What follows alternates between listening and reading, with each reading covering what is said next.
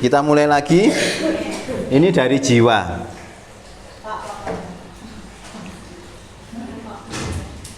Jadi nanti kita melihatnya itu kalau semua bunga ditebarkan di perempatan jalan, itu kan untuk memberi ketenangan pada orang yang lewat. Nah, sebenarnya cuma itu. Cuma karena sekarang ini biarkan keselamatan, nah itu terjadi syiriknya di situ. Jadi semua mana berbunga di situ kan ya nggak apa-apa kan, harumnya itu untuk menenangkan jiwa, gitu loh maksudnya orang dulu seperti itu. Karena yang dimaksud sudah hilang, nggak dijelaskan, akhirnya kesyirikannya muncul. Nah, mandi bunga sama untuk menenangkan jiwa, ketenangan jiwa. Mandi bunga kan penenangan jiwa. Nah, koni beda lagi kalau niatnya untuk dipersembahkan untuk jin loh ya. Nah, nanti mandi bunga untuk dibuat supaya ini. Nah, itu nanti jinnya yang masuk. Karena karakter jin itu kan karakternya di sini kan. Karakternya kan emosi, maka makanannya itu yang harum-harum. Mangan bunga kandil, cek kandil terus. Atau biasanya itu dikasih minyak wangi. Sebelum ditumbalkan itu dikasih wangi-wangian dulu. Seperti halnya ikan ketika mau dimasak biar hidangannya bagus, itu dikasih bumbu. Bumbu itu ibaratnya dari bunga-bungaan tadi, dimarinasi. Maka syarat orang yang mengamalkan pesugihan dan lain-lain mesti aroma wangi bunga. Bunga yang energi tertinggi untuk jiwa apa? Jafaron, saffron. Nah, bunga saffron itu kan jafaron. Itu untuk liver, membuka stagnasi energi jiwa. Jafaron itu kan saffron. Saffron.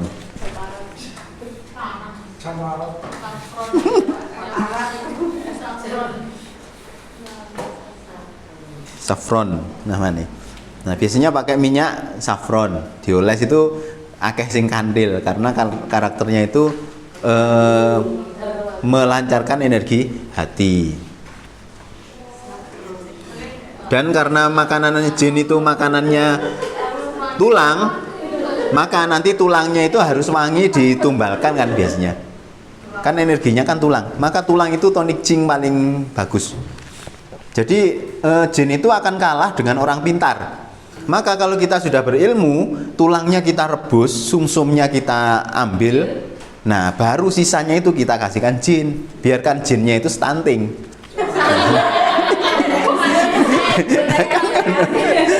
Nah, caranya gitu. Maka jin stunting lah kan, jin itu panjang umur. Karena yang dimakan itu apa? Tulang. Tulang itu simpanan energi kita, simpanan cing. Itu.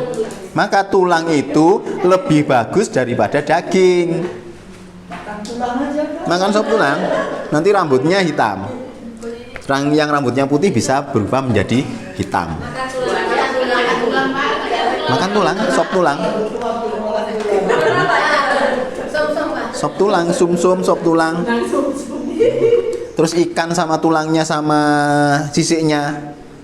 Jadi kalau nggak usah diresi, dibelah jadi dua, digoreng garing.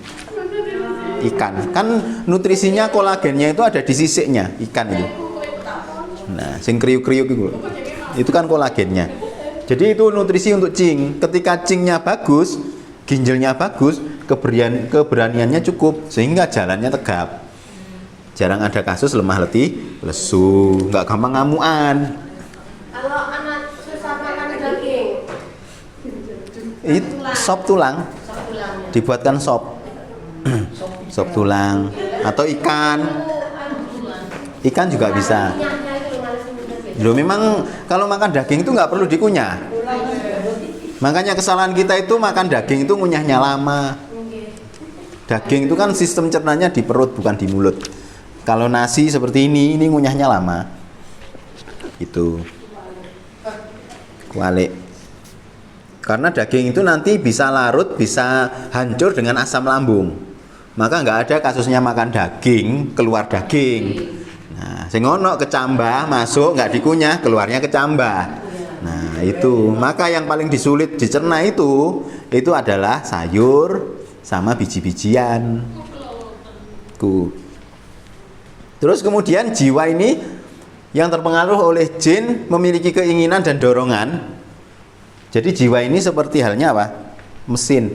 Kalau ini kan listrik, ini mesin, ini jasadnya itu kendaraan. Ini kendaraannya.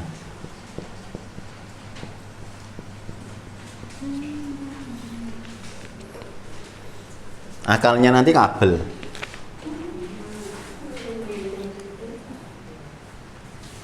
Nah, maka di sini perempuan itu hubungannya dengan masalah mesin. Makanya di situ perempuan, jiwa itu karakternya apa?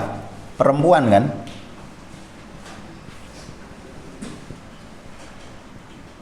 Maka namanya nafsu, ya Tuhan nafsul mutmainnah. Jiwa kan perempuan. Maka yang berambisi itu rata-rata perempuan. Maka kalau laki-laki, kalau anak itu ambisinya kurang kuat, berarti ibunya lemah letih lesu.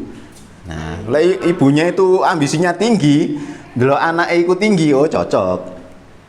Biasanya delok arek itu, oh ini karakternya ambisinya tinggi. Berarti ibunya itu enggak beda jauh dengan karakter ini anaknya. Karena kan ibaratnya orang jualan itu kulaane piro, dodolane piro. Nah, jadi anaknya ini dodolane. Jadi anaknya biasanya luwih ambisi daripada ibunya. Bisa condong ke baik atau buruk, menjadi tempat ujian dan pilihan moral, mudah terpengaruh emosi, syahwat dan lingkungan. Tingkatan jiwa itu nafsu amarah, nafsu lawamah, nafsu mutmainnah. Yang bisa kembali pulang itu adalah nafsu mutmainnah, yang selalu tenang dan tunduk pada Allah. Maka kalau kita ingin kembali pulang, itu harus tenang. Kembali lagi ke innalillahi wa inna ilaihi rajiun. Jadi kita itu sedang safar, bepergian. Kemudian di sini letaknya pada jantung. Jadi nanti jiwa ini terletak pada jantung. Jantung atau liver. Maka di sini berbolak-balik.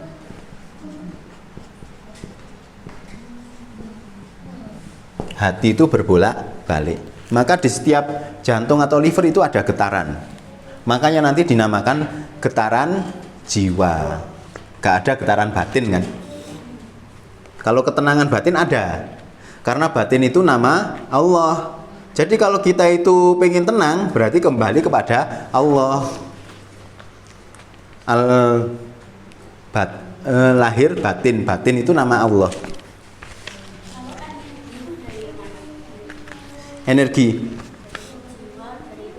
Energi nanti hubungannya listriknya itu ruh. Energi itu dari ruh. Maka di sini ruh ini berhubungan dengan nafas. Maka energi sejati kita itu berada pada nafas. Jadi yang paling penting dalam hidup apa?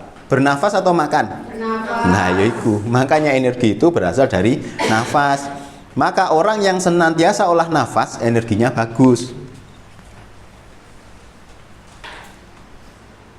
Kalau di sini nafsu. Di sini nafsu, di sini nafas. Jadi bedakan orang bernafas dengan orang bernafsu. Bernafsu kan ambisi menjadikan tubuh panas. Kalau bernafas itu tenang. Mesti ono ae meneh. Energinya kan seperti itu. Itu namanya menikmati kebahagiaan, energi kebahagiaan. Maka itu hanya untuk pasangan, tidak boleh untuk ibu. Maka jangan bilang kepada ibumu. Boleh kan? Hah?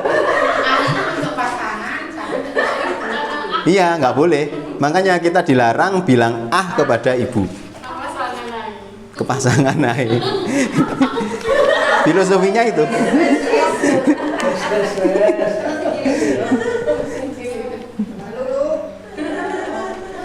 Nah, Maka di sini nanti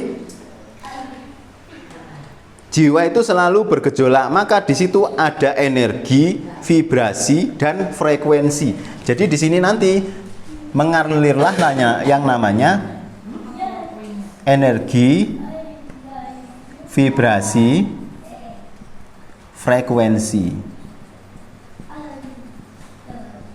Jadi nanti di frekuensi jiwa yang mana? Jadi kalau pagi hari untuk menenangkan jiwa itu bangun tidur, jangan langsung pegang HP. Jadi bangun tidur, senyum dulu. Relax, tarik nafas, ingat nafas, bersyukur. Kan doanya alhamdulillah. Alhamdulillah hati. Seperti itu kan. Berdoa seperti itu, tenang, baru jalan, ambil air wudhu, terus sholat sebelum subuh. Maka sholat sebelum subuh itu dunia seisinya itu milik kita. Bukan bumi seisinya loh ya, dunia. Jadi bedakan dunia dengan bumi. Jadi aja bayang nih dunia seisinya milik kita. Wah, dunia ini milikku. Dunia kita itu dunia apa? Kalau duniaku dunia kesehatan. Lek duniamu dunia apa kan beda maneh. Itu namanya dunia. Maka manusia itu hidup di bumi atau hidup di dunia. Kita hidup di dunia ini berarti di dunia kita. Maka yang membuat masalah itu karena dunia. Gitu. Jadi bisa membedakan. Ono maneh bingung iki. Makanya doanya kan Robbana atina fid dunya hasanah wa fil akhirati hasanah. Enggak ada bumi wilat kan enggak ada fid dunya kan. Dunia kita dunia apa? Oleh jenengan bidang peternakan ya dunianya di peternakan. Itu milikmu semua energinya. Karena energi ketenangan, kembali lagi ke nafsu mutmainnah, nafsu yang tenang. Jadi kuncinya di situ. Sehingga ketemu energi, vibrasi, frekuensinya tenang. Jadi ketika kita itu ketemu orang-orang sing mangkel no, itu cerminan diri kita. Aku dewe megel no, cuma nggak kroso. Jadi kalau jenengan sering ditipu orang, memang Anda itu sering menipu diri sendiri. Ngomongnya kuat-kuat tapi nggak kuat ternyata. Khawatir. Kan biasanya gini, biasanya kan menipu dengan diri sendiri. Menipunya dengan apa? Biasanya kan sudah matanya itu ngantuk, tapi dikuat-kuat nih. Akhirnya ketika bekerja kita ditipu orang lain. Itu cerminan dari diri kita sendiri. Maka hal yang kita terima itu adalah hasil tabur tuai. Lek sampean sering ngapusi diri sendiri ya ketemune wong ngapusi penipu, banyak topeng. Kalau pagi hari senyum, ketemunya nanti orang-orang yang senyum. Jadi jangan pernah berharap bisa ketemu orang yang senyum jika Anda itu sering marah. Maka senyum itu salah satu energi ketenangan jantung. Jantung itu senyum. Senyum sendiri.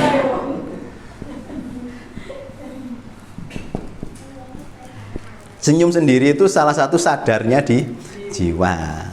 Jadi guyu dhewe. Iya yo. Berarti makanya guyu karo menungso, guyu karo orang kan. Isu-isu guyu-guyu dhewe. Lah sekarang kan orang banyak senyum-senyum sendiri, ndelok HP, moro-moro guyu-guyu dhewe. Iya. Lah kan ini kan membuat stres, didesain untuk membuat kita stres, namanya sel. Makanya seluler sama dengan sel tubuh kita. Maka jenengan kalau lorone jantung, engko buka opo ketemune jantung tok. Iya ndelok niku emosi tok. Ndelok obat iku mesti ketemune kok obat jantung ku muncul di YouTube. Gak ngono buka WA, itu obatnya kok muncul obat jantung di situ ser-serane. Karena ini sesuai dengan pikiran kita. Makanya ini HP pintar, sel, frekuensi. Orang dulu itu ngolahnya HP dengan apa? Dengan mengolah batin. Maka wong mbiyen iku batin iso kontak batin kan lebih canggih orang dulu daripada orang sekarang. Karena batinnya orang sekarang itu lemah, maka pakai ini seluler. Orang dulu batinnya kuat sehingga bisa bicara jarak jauh. Kan nyambung. Frekuensinya, vibrasinya itu nyambung, energinya kuat. Dulu pakai apa? Teknik ininya apa itu? Pakai apa? Mantra. Jadi mantra itu salah satu kode kayak nomor HP. Jadi lek mantrane pas, itu iso ketemu nyambung. Oh, mantra itu digunakan untuk membuka kode. Jadi mantra itu salah satu kode. Tapi kalau nggak sama kan nggak bisa. Nggak bisa, Harus sama. harus sama. Makanya sing iso maca mantra itu turunane. Ada turunan. Maka nasab itu namanya nanti nasab. Ono sing membaca mantra ini tiba-tiba kesurupan jin masa lalunya. Nah itu karena mantra. Mantra itu kode untuk membuka sesuatu. Iku jenenge mantra.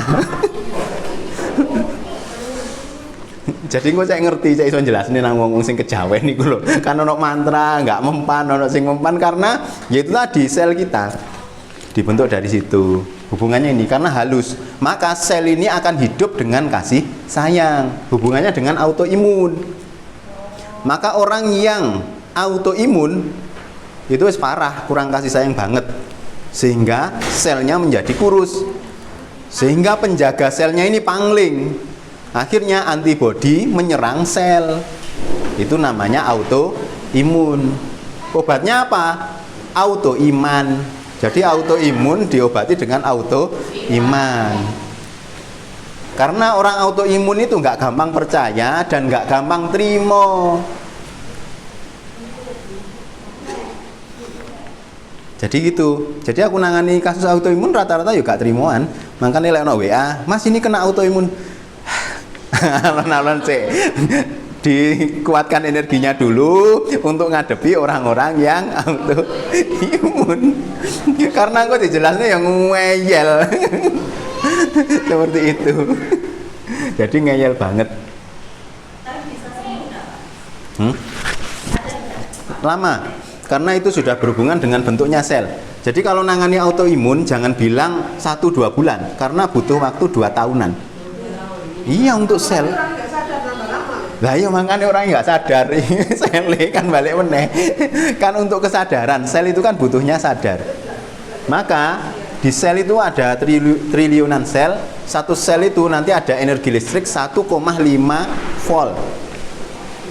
Jadi energi listrik satu sel itu sekitar 1,5 volt. Nah, kalikan baterai kecil. Kalikan. Makanya orang dulu itu bisa terbang itu karena bisa memanfaatkan energi sel. Jadi kadang itu bukan mitos. Ya memang mereka sudah melatih itu. Kenapa sekarang orang itu butuh kendaraan untuk terbang? Karena selnya mengalami kelembapan. Sehingga energinya turun. Kelembapan itu dipengaruhi oleh apa? Makanan bertepung. Ini nggak reklet toh. Ini merusak sel. Hah? Ada yang pakai jin, ada yang enggak. Kalau yang enggak pakai jin itu melalui latihan. Iya. Kayak Superman itu kan memang zaman dulu orangnya seperti itu. Teknologi apa Lemurian enggak salah. Memang ya itu tadi hubungannya dengan sel. Tapi kan sekarang orang itu dilemahkan melalui ini makanan. Jadi salah satu yang menyebabkan turun peradaban kita turun karena dijajah dengan makanan. Kan iku lek pengen bahas, tapi kan kabeh saiki lek ngono iku dibahas jin. Diruyah metu sesuai balik maneh. Gak mari-mari akhirnya ruyahe. Sampai sing ruyah kesurupan. Karena gregetan. Nah, soalnya kan banyak kasus peruyah kan sekarang kesurupan, kena gangguan jin. Gara-gara apa? Gregetan merasa bisa untuk membuang jin. Maka kalau ngerukyah itu dijaga hatinya. Yang bisa mengeluarkan jin itu bukan ayat Al-Quran, tapi karena niatnya ikhlas, nggak bisa apa-apa, ya Allah tolong keluarkan jin dari sini. Ngono tok aja nih. Engko lek gak metu, ya ancen wis gak oleh metu kon ndek kono dhisik golek hikmahe apa ngono. Jok ruwet-ruwet. Hah? Iya, jangan dibuat sulit. Makanya hidup itu sudah berat, jangan dibuat sulit. Jadi kayak ruwet. Ruh dan jiwa karakternya yang atau panas karena tidak bisa dilihat oleh mata. Jadi yang membuat sakit masalah ruh adalah yang gaib. Kalau yang gaib, malaikat itu memberi petunjuk karena malaikat tercipta dari cahaya yang akan berhubungan dengan ruh. Jadi malaikat berhubungan dengan ruh.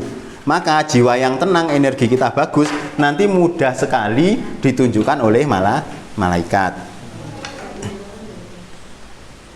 Sedangkan yang membuat emosi jiwa naik adalah setan. Jadi emosi jiwa naik itu adalah setan, jin, iblis, di sini ego. Karena tercipta dari api yang membuat hati panas. Ruh dan jiwa bisa menetap di jasad karena terikat oleh darah. Jadi ini tempatnya nanti di darah. Maka dua ini bertempat pada jantung. Karena namanya gudang, maka organ hati adalah organ yang terbesar tubuh. Jantung untuk memompa darah, hati untuk menyimpan darah. Jadi tempatnya jiwa itu ada di dua itu, antara jantung sama liver. Jadi wis gak usah dipermasalahkan, karena satu kesatuan. Karena namanya gudang, namanya hati itu tempat penyimpan darah, gudang penyimpan darah, maka di situ ada SOP. SOP-nya apa? Sop. Sop tulang. Sop tulang. Ada standar operasionalnya. Maka yang namanya gudang itu harus ada buku petunjuknya. Buku petunjuk jiwa yaitu Al-Quran. Nah, kalau petunjuk jasad itu di GPS. Nah, seperti itu.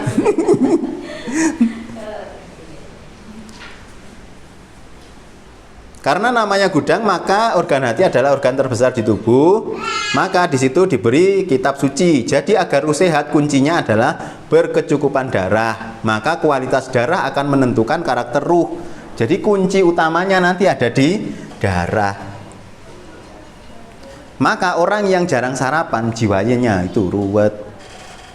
Jadi sarapan itu sangat penting untuk menguatkan saraf. Makanya namanya sarapan. Nah, maka orang yang sering kena stroke itu rata-rata siapa? Orang yang jarang sarapan. Sarapannya di atas jam 9 biasanya. Sarafnya tidak terpenuhi, maka bergetentok. Kalau orang intermittent fasting itu Pak? Iya, itu kan mengatur jadwal makan. Dan kalau kita intermittent fasting, orang itu hidup di mana? Metode itu ditemukan di mana dan oleh siapa? Di luar negeri. Orang luar negeri makan dagingnya sehari satu orang berapa kilo?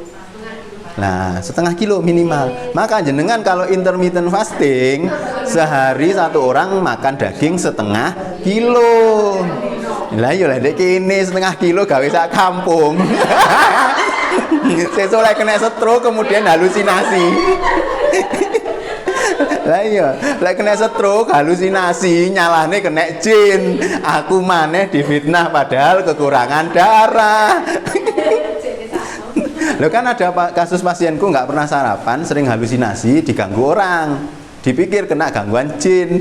Tak lihat loh, nah ini kurang sarapan. Terus tak suruh sarapan selama 1 bulan, itu sudah nggak ada gangguannya. Ya memang kurang darah. Iya, makanya kita itu kalau pengen bantuan jin muncul, syaratnya apa? Bertapa. Nggak usah sarapan. Mutih. Terus pati geni, ngebleng, nggak turu. Itu dalam rangka menguras darah. Maka jin bisa masuk, kita sakti. Iya, sakti kan cari kesaktian seperti itu. Makanya dukun itu, dukun yang asli itu nggak ada dukun yang gemuk. Gak ono dukun lemu, gak ono. Sing ono dukun kurus kering mesti. Jadi kalau ada dukun gemuk itu berarti enggak dukun dungunan. Orang pintar ya, cari uang. Pintar cari uang. Enggak ada dukun gemuk itu. Yang ada dukun kurus, kecuali dukun bayi. Makanya ketika sudah jarang sarapan, nanti ketemunya mimpi orang-orang meninggal. Pokok sindrom Dracula muncul. Orang meninggal, sering pusing, rambut rontok. Kan Dracula kan botak kan, rambut rontok. Terus silau kena matahari, gak bisa hidup di siang hari kan, sulit tidur. Terus pada malam bulan purnama, emosinya tambah tinggi. Iya, kan Dracula seperti itu. Jadi nanti kalau ada gejala sindrom Dracula berarti kurang makan. Jadi ada orang yang sakitnya, aku diimpeni bapakku, diimpeni ibuku yang sudah meninggal, itu kurang mangan ibu. Iya wis aja diruyah percuma. Dijak mangan bareng lek doyan. Maka di sini darah manusia yang sehat itu lembab, hangat, tidak boleh panas. Jadi lembab, hangat. Lembab dan hangat. Maka kasih sayang itu karakternya lembab, hangat. Maka dengan kasih sayang bisa menghidupkan orang yang mati. Dengan kasih sayang bisa menyembuhkan luka apa? Luka hati dan luka ini loh, kulit. Kayak Nabi Isa itu loh, jadi pengobat itu belajarlah seperti Nabi Isa. Nabi Isa kan kasih sayang. Dengan kasih sayangnya bisa menghidupkan orang mati, bisa menyembuhkan luka kusta, penyakit kusta, bisa menyembuhkan orang buta karena hubungannya dengan liver. Nah itu. Maka pengobat itu energinya energi kasih sayang, bukan energi kasihan. Nah, kan kita kan mesakne. mesakne. Iku kesombongan. Saya lebih terapis harus lebih banyak kasih sayangnya. Iya daripada kasihan. Maka ketika kita nerapi jiwa seseorang bermasalah dengan jiwa nggak akan masuk. Karena kita kurang masalah jiwa. Jadi nerapi orang itu harus sehat jiwa, raga. Gak usah nerapi sih.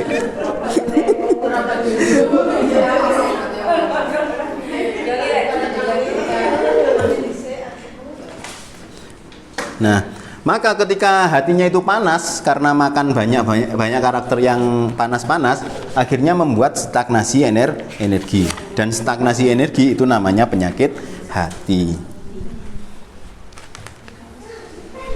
Jadi di sini macam-macam penyakit hati.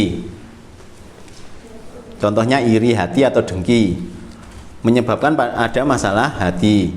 Nanti kanker payudara maksudnya. Jadi penyakit hati. Tak tulis ini ya.